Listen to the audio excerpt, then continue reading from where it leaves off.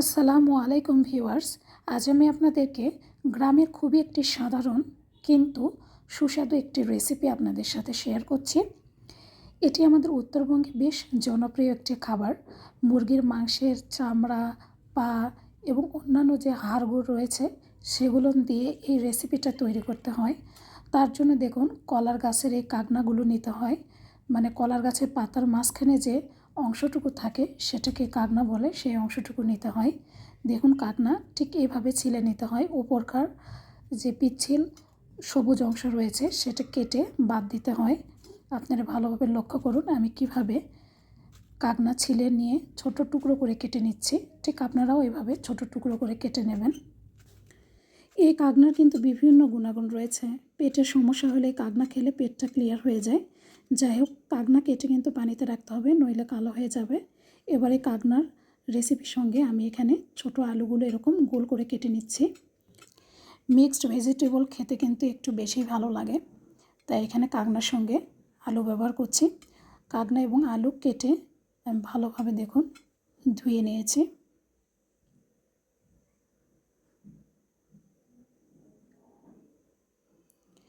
এবার একটি প্যানে প্রথমে কেটে রাখা আলু এবং কাগনা দিয়ে তাতে বাড়িতে থাকা সকল নর্মাল মশলাগুলো দিয়ে দিচ্ছি একে একে। কাঁচা মরিচ, হলুদ গুঁড়া, মরিচ গুঁড়া, স্বাদ মতো লবণ এবং সামান্য পরিমাণ সরিষার তেল দিয়ে হাতেই মাখিয়ে নিচ্ছি। হাতে যে কোনো খাবার মাখিয়ে নিলে কিন্তু বেশ সুস্বাদু হয়, তাই আমি এখানে হাতেই মাখিয়ে নিচ্ছি।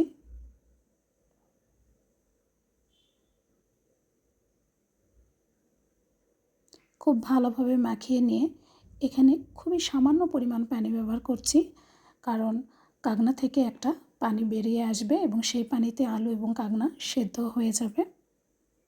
দেখুন এখন কাগনা আলু সেদ্ধর জন্য চুলায় উঠিয়ে দিচ্ছি। পাশাপাশি কাগনা আলুর সঙ্গে কিন্তু মুরগির মাংসের চামড়া, হাড়, গিলা এবং পা এগুলো দিলে কিন্তু বেশ সুস্বাদু লাগে। এবার অন্য একটি প্যানে দেখুন মুরগির হাড় চামড়াগুলো নিয়ে তাতে পেঁয়াজ বাটা, কাঁচামরিচ,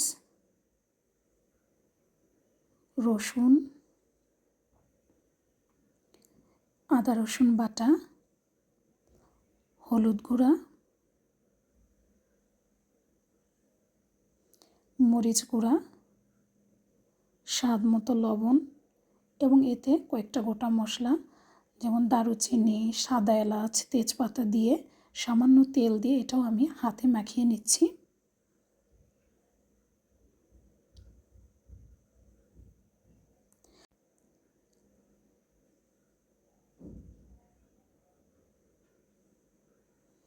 মাখানো হয়ে গেলে আবার একটু সামান্য পরিমাণ পানি দিয়ে দিচ্ছি, যাতে সব মাংসগুলো সেদ্ধ হয়ে যায়। পাশাপাশি দেখুন আলু কাগনা সেদ্ধ হয়ে গেছে। দেখুন কোনো প্রকার কিন্তু কোনো পানি নেই, আপনারা খুব ভালোভাবে লক্ষ্য করুন। পাশাপাশি দেখুন মুরগির কিন্তু হাড় চামড়াও রান্না হয়ে গেছে।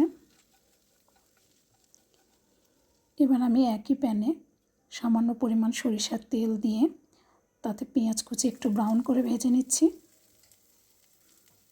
পেঁয়াজে হালকা কালার আসলে পেঁয়াজটা একটু সরিয়ে রেখে পাশাপাশি আমি দেখুন 2 টেবিল চামচ কালো সরিষা দিয়ে দিচ্ছি। এই কাগনার রেসিপিতে কিন্তু কালো সরিষার বাগার না দিলে কিন্তু একেবারে চলেই না। এই বাগারটাই কিন্তু এই রেসিপিটার স্বাদ বহুগুণ বাড়িয়ে দেয়। দেখুন এখন আমি দিয়ে দিলাম কাগনা আলু, দিয়ে একটু নেড়ে চেড়ে নিয়ে এরপর দিয়ে দিচ্ছি রান্না করে রাখা মাংস, দিয়ে খুব সামান্য পরিমাণ একটু পানি দিয়ে দিচ্ছি, দিয়ে একটু নেড়ে চেড়ে নিয়ে নিতে হবে 2-3 মিনিট। তৈরি হয়ে গেল গ্রামের সহজ সরল মানুষের সহজ সরল রান্না কাগনা আলুর রেসিপি। ভিডিওটি যদি আপনাদের ভালো লাগে তাহলে অবশ্যই আমাকে কমেন্টে জানাবেন এবং আমার চ্যানেলটা সাবস্ক্রাইব করবেন। আল্লাহ হাফেজ।